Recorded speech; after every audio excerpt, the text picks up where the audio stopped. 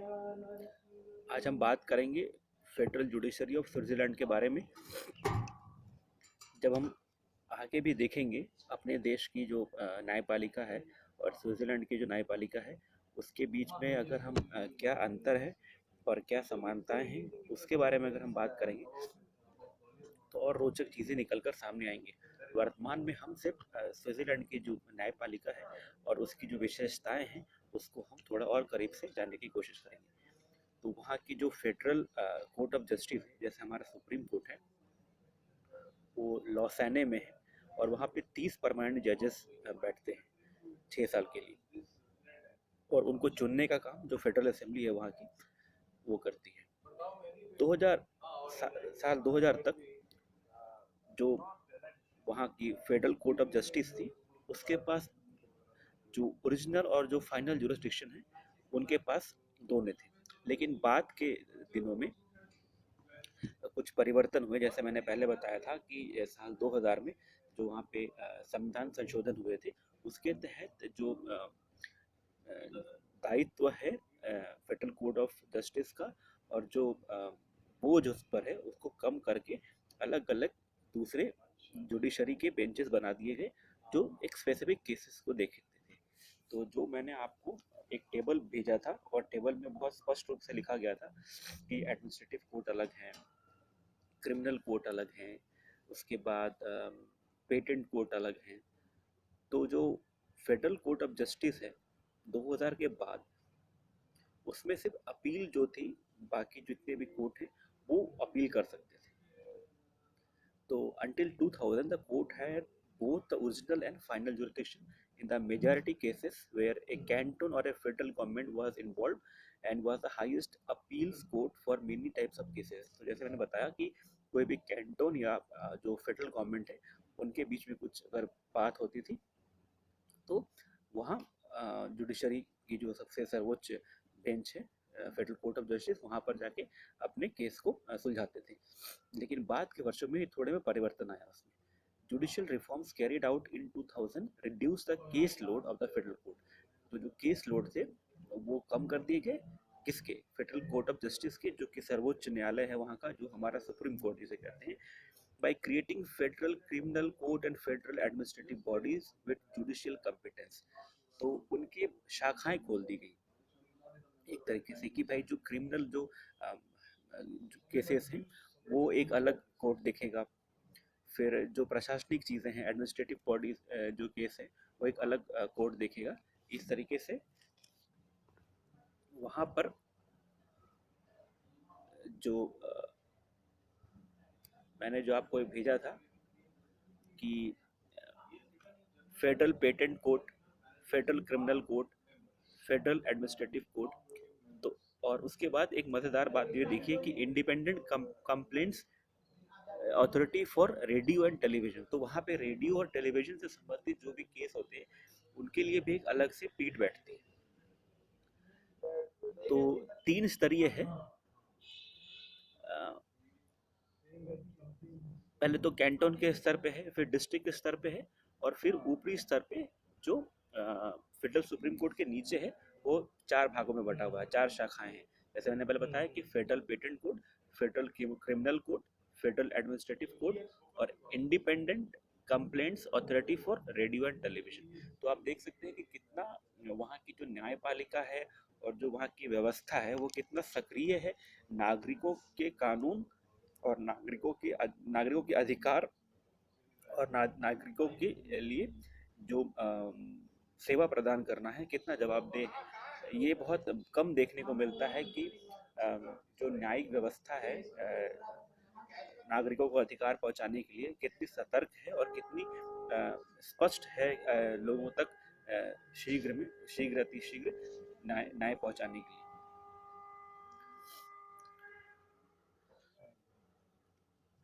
तो now the federal court exist as a pure applied court. तो जैसे मैंने बताया कि 4 तरीके के जैसे उसके अंग शाखाएं बन गई, तो वर्तमान में ये सिर्फ जो है वहाँ पर अपील की जाती है, जो 4 शाखाएं हैं उनसे, या जो कैंटोन्स हैं वो अगर डायरेक्ट जाना चाहें, लेकिन डायरेक्ट नहीं जा सकते, पहले ये 4 शाखाओं से होकर ही गुजरेंगे। तो 4 जो शाखा हैं उनमें से अगर कोई शिकायत करनी चाहता है, अपील करना चाहता है, तो वो जो फेडरल कोर्ट ऑफ जस्टिस है वहाँ जा सकता है। Each canton has its own cantonal court. जैसे हमारे यहाँ पे जो निचली सदन निचली न्यायपालिका है वो वहाँ पर वैसे कैंटोन के अपने हैं। District courts have their 3 to 5 members and try lesser criminal and civil cases. तो वहाँ के जो डिस्ट्रिक्ट कोर्ट्स हैं वहाँ पे 3 से 5 मेंबर सदस्य जो जजेस होते हैं वो बैठते हैं। निर्धारित करता है कि जो डिस्ट्रिक्ट है वो कितना बड़ा या छोटा है, उसके आधार पर वहाँ पे जो जजेस हैं वो 3 से 5 मेंबर होते हैं। और try lesser criminal civil cases, तो जो छोटे मोटे मामले होते हैं उनका निपटारा करते हैं। Each Canton has an appeals court and court of cassation. तो कैंटोन के भी अपने कोर्ट होते हैं और वहाँ पे भी अपील की जाती है, याचिका दायर की जाती है। The jurisdiction of which is limited to reviewing judicial procedures. Capital punishment was abolished in 1942. तो जो कैंटोन्स के जो जुडिशरी है वो उस कैंटोन तक ही सीमित रहती है, दूसरे कैंटोन में नहीं वो लागू होती है। ये चीज़ हम भी देखते हैं कि हमारे यहाँ जो एक क्षेत्रफल होता है तो वहाँ की जो न्यायपालिका होती है उसका जो न्यायिक अधिकार होता है वो उस सीमा तक होती है। कहीं कहीं ऐसा है कि एक न्यायपालिका की 2 जगह उसकी जो है क्षेत्राधिकार होता है। जैसे हमारे यहाँ जो चंडीगढ़ में हाई कोर्ट है तो उसकी जो ये है जो अधिकार है वो पंजाब और हरियाणा दोनों में है। लेकिन यहाँ पे ऐसा नहीं है, वहाँ के जो कैंटोन्स हैं उनका एक कैंटोन का अपना एक कोर्ट है। वहाँ पे जो फांसी की सज़ा है, कैपिटल पनिशमेंट, वो सन 1942 में रद्द कर दी गई, उसको मान्यता नहीं मिली।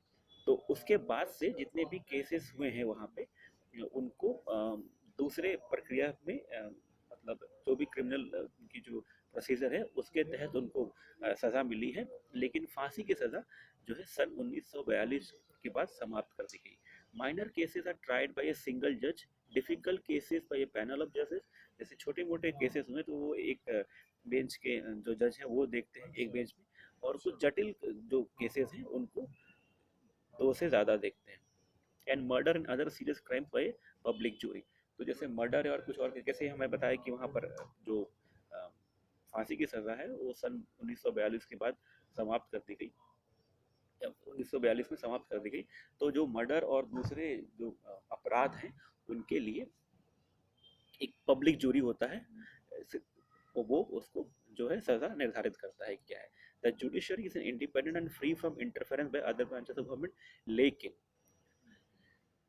जैसे मैंने पहले बताया था कि जो वहाँ पे जुडिशियल रिव्यू की कोई ऐसी कोई ऐसा प्रावधान नहीं है। अगर कोई जटिल मामले ऐसा आते हैं कि उनकी वैधानिकता को परखनी हो तो वो सीधा पब्लिक के पास जाती है, वहाँ के स्विट्जरलैंड के नागरिकों के पास जाती है, और वो रेफरेंडम के तहत 50,000 से ज़्यादा उस पर वोट डाल के ये निर्धारित करते हैं कि वो जो कानून है वो संविधान के अनुरूप स्विट्जरलैंड के है या नहीं। So the judiciary is independent and free from interference by other branches. That trials are fair and judicial process is different. The judicial system is based on civil law influenced by customary law. तो देखिए मैंने पहले बताया था कि वहाँ पे जो कस्टम्स को भी बहुत हद तक मान्यता दी गई है। तो वहाँ की जो सिविल लॉ है, जो नागरिक कानून है, वो बहुत हद तक वहाँ की जो परंपरा है उस पर आधारित है। Switzerland accepts compulsory jurisdiction of the international court of justice. ये बहुत अहम है और रोचक भी है कि स्विट्जरलैंड पहले तो न्यूट्रल मतलब तटस्थ देश है। उसने संधि कर रखी है कि किसी तरह से युद्ध में शामिल नहीं होगा, किसी तरीके से गोलाबंदी नहीं करेगा दूसरे देशों के साथ युद्ध या युद्ध से संबंधित कुछ गतिविधियों में। तो वहाँ पर जो अंतर्राष्ट्रीय न्यायालय है, इंटरनेशनल कोर्ट ऑफ जस्टिस, तो उनकी जो जुरिस्डिक्शन है वो भी वहाँ लागू होती है। तो तटस्थ देश होने के बावजूद भी, न्यूट्रल स्टेट होने के बावजूद भी वो इन चीज़ों पे बहुत ही सतर्क सतर्क है और बहुत जागरूक है कि कैसे वो जो इंटरनेशनल कोर्ट ऑफ जस्टिस है उसकी अवमानना नहीं करे। The judiciary is the third branch of state alongside the legislative and executive. The executive ensures that the law is applied correctly and that those who break the law are dealt with appropriately. जैसे मैंने बताया कि वहाँ बहुत स्तर के न्यायालय बने हुए हैं, तो जो जैसा अपराध करता है, जिस श्रेणी का अपराध करता है, उस श्रेणी के की जो कोर्ट है वहाँ पर उसकी जो सुनवाई होती है।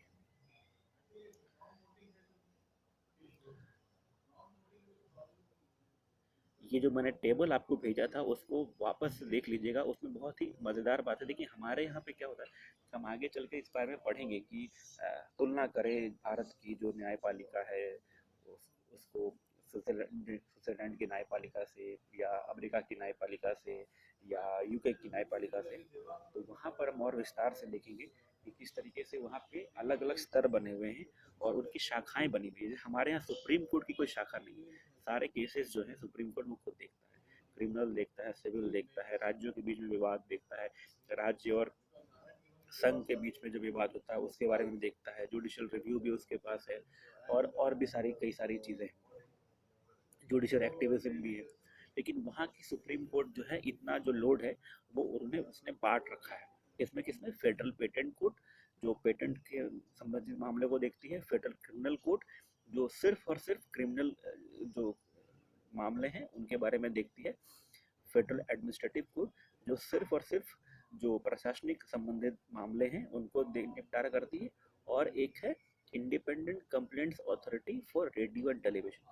वहाँ ओम्बुड्समैन भी है, जैसे हमारे यहाँ लोकपाल और लोकायुक्त है, वहाँ ओम्बुड्समैन भी है।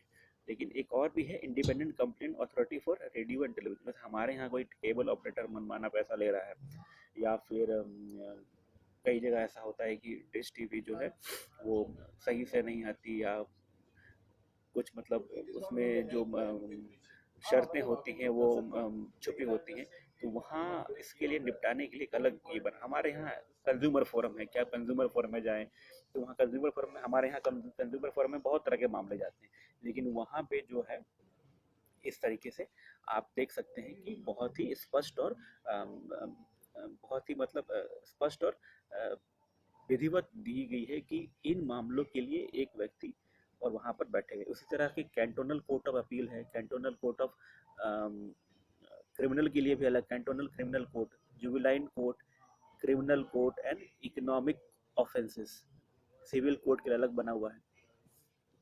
The federal supreme court in Switzerland is the highest court. जैसे मैंने पहले बताया कि सर्वोच्च न्यायालय जो है वहाँ की उसको बोलते हैं federal supreme court.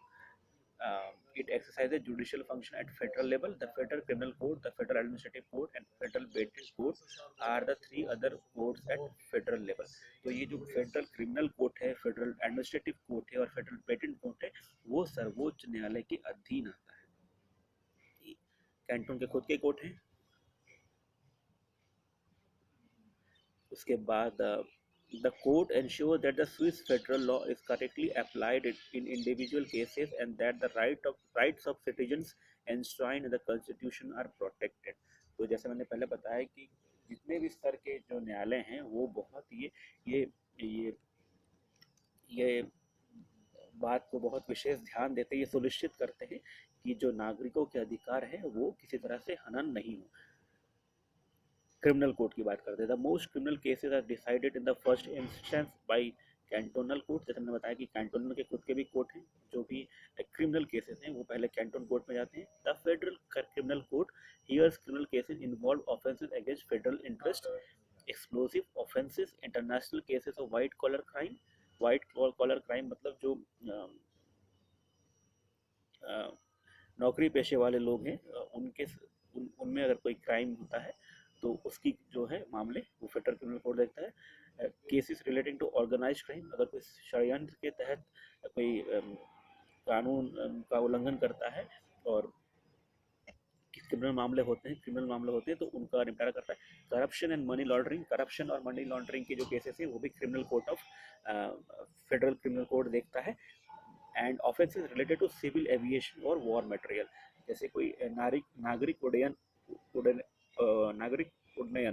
Civil aviation और युद्ध के साजो सामान को खरीद फरोख्त में अगर संलिप्त होता है तो उनके निपटारे के लिए फेडरल क्रिमिनल कोड बना हुआ है। जैसे मैंने पहले बताया कि जो स्विट्जरलैंड है वो न्यूट्रल स्टेट है, तटस्थ देश है, और उसने संधि कर रखी है अंतर्राष्ट्रीय देश, अंतर्राष्ट्रीय मंच से अपने जो अंतर्राष्ट्रीय जो संधि है ये है कि वो किसी भी तरीके से अपने पड़ोसियों के साथ या किसी भी युद्ध में शामिल नहीं होगा या ना ही उनको भागीदार होगा। फेडरल एडमिनिस्ट्रेटिव कोड, तो जैसे मैंने पहले बताया कि पहले देख लिया आपने क्रिमिनल कोड कि वहाँ पे कौन कौन से जो मामले आते हैं, in cases involve against federal interest, मतलब जो संघीय ढांचा है उसके प्रति यदि कोई षड्यंत्र करता है वो मामले, explosive offenses, international cases of white collar crime, cases related to organized crime, corruption and money laundering, offenses related to civil aviation and war material। अब हम देखते हैं फेडरल एडमिनिस्ट्रेटिव कोड के बारे में। Federal administrative code rules on appeals against decisions made by authorities of federal administration. अगर जो संघीय प्रशासन है उनकी कोई भी कानून या कोई भी उनकी जो नियम हैं वो अगर किसी के खिलाफ या किसी के जो अधिकार का हनन करते हैं तो उन मामलों को फेडरल एडमिनिस्ट्रेटिव कोड देखता है। सम ऑफ द इश्यूज में भी कंट्रोवर्शियल, कुछ जो नियम हैं या कुछ मामले हैं वो विवादास्पद हो सकते हैं from both social and political stand point, सामाजिक और आर्थिक, सामाजिक और राजनीतिक दृष्टिकोण से, जैसे कि principle of asylum related cases और on major transport infrastructure project, जैसे कि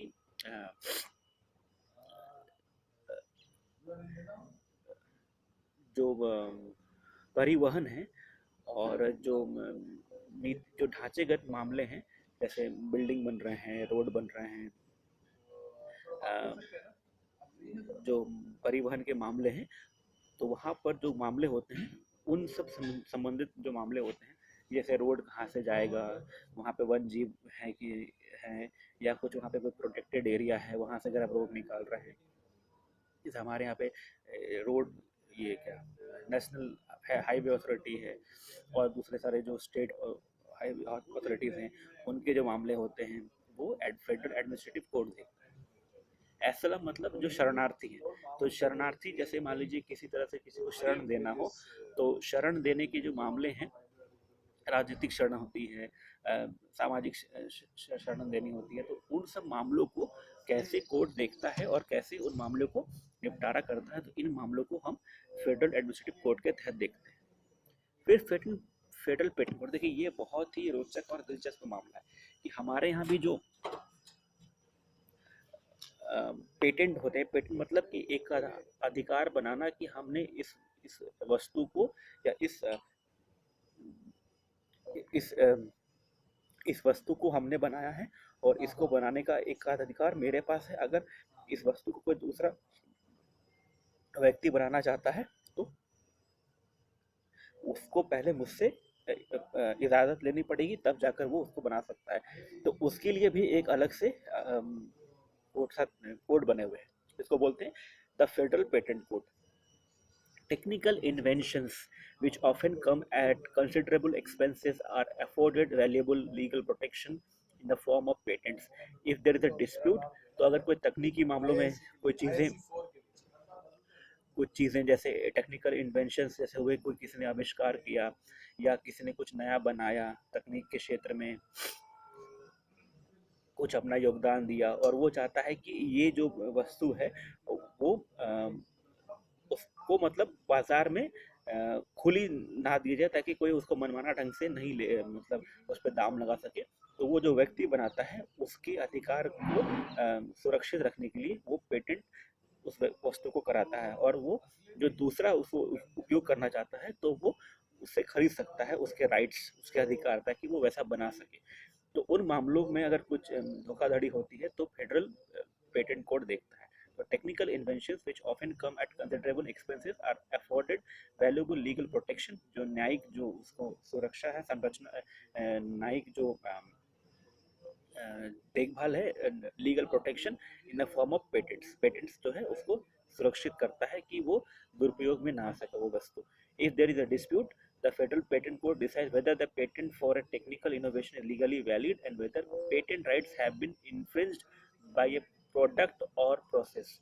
तो प्रक्रिया या वस्तु, उन दोनों चीज को सुरक्षित रखने के लिए पेटेंट कोड जो है वो निर्धारित करता है कि जो व्यक्ति है वो जो व्यक्ति ने जो बनाया है, जो प्रक्रिया जिस प्रक्रिया से बनाया है और जो वस्तु बनाया है वो कैसे सुरक्षित रहे ताकि उसका दुरुपयोग ना हो सके और वो व्यक्ति भी उसका दुरुपयोग ना कर सके। तो पेटेंट जो भी व्यक्ति बनाता है उससे दूसरे व्यक्ति या दूसरे संस्थान खरीदना चाहते हैं, जैसे मान लीजिए दवाई बनाया किसी ने, तो दवाई जिस व्यक्ति ने बनाया या जिस संस्था ने बनाया तो वो उसे पेटेंट करा लेती है ताकि जो दूसरे व्यक्ति है उनसे खरीद के उसको बना सके, ना कि वो उसको मनमाने तरीके से दाम लगा के बेच सके या उसको मतलब अपना कह सके। तो पेटेंट से ये होता है कि जो व्यक्ति बनाता है वो उसको उसका एकाधिकार होता है कि वो निर्धारित करे कि वो समाज में उसको देना चाहता है, वो खुद अपने पास रखना चाहता है। So the court also decides on cases whether there is a dispute over who holds a given patent or how a patent may be used in terms of license. तो जैसे लाइसेंस के संबंधित की अगर किसी को लाइसेंस आवंटित हुआ है कि वो वस्तु को या उस प्रक्रिया को दोहराने का, तो वो सही ढंग से कर रहा है या मनमाने ढंग से कर रहा है। क्योंकि कई बार ऐसा होता है कि पेटेंट राइट दे जाने के बाद जो व्यक्ति के पास पेटेंट राइट चले जाते हैं वो मनमाना ढंग से उसको अपनाते हैं और कहीं ना कहीं ज़्यादा दाम लेते हैं या फिर कुछ उसमें अलग मिला देते हैं, जिससे नुकसान की संभावना बढ़ जाती है। तो इसी को ध्यान में रखते हुए फेडरल पेटेंट कोड जो है वो निर्धारित करता है कि इन मामलों में, लाइसेंस के मामले में, पेटेंट के प्रोसेस के मामले में और प्रोडक्ट के मामले में कुछ भी गड़बड़ियाँ ना। तो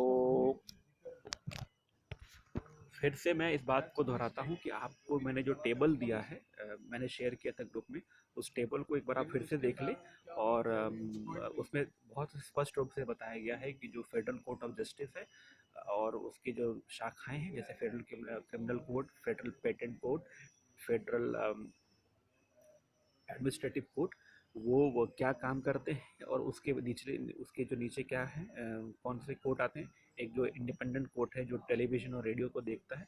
तो जो स्विट्ज़रलैंड की जो न्यायपालिका है वो बहुत ही विस्तृत है और बहुत ही मतलब उनके जो अधिकार हैं वो बटे हुए हैं। उससे ये होता है कि जो मामलों का निपटारा होता है वो बहुत ही आसानी से होता है और उसमें जो अड़चन है वो कम होते हैं। हमारे यहाँ पे क्या है कि जो निचली न्यायपालिका है या फिर जिला स्तरीय न्यायपालिका है या हाई कोर्ट है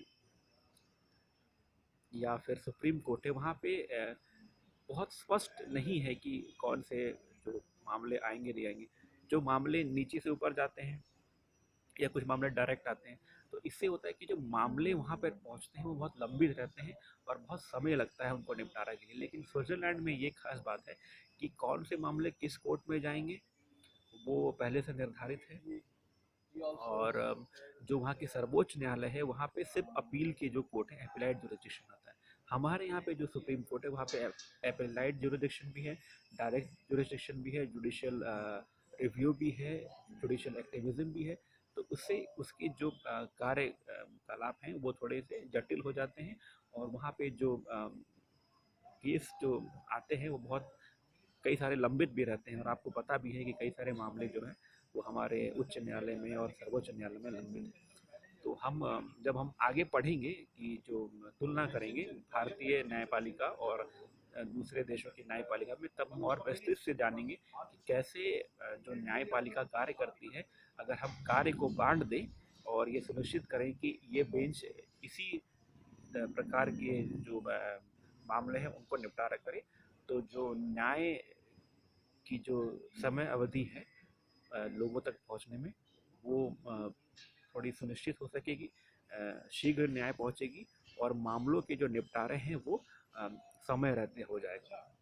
धन्यवाद। आपको कोई भी प्रश्न होगा तो कृपया पूछें।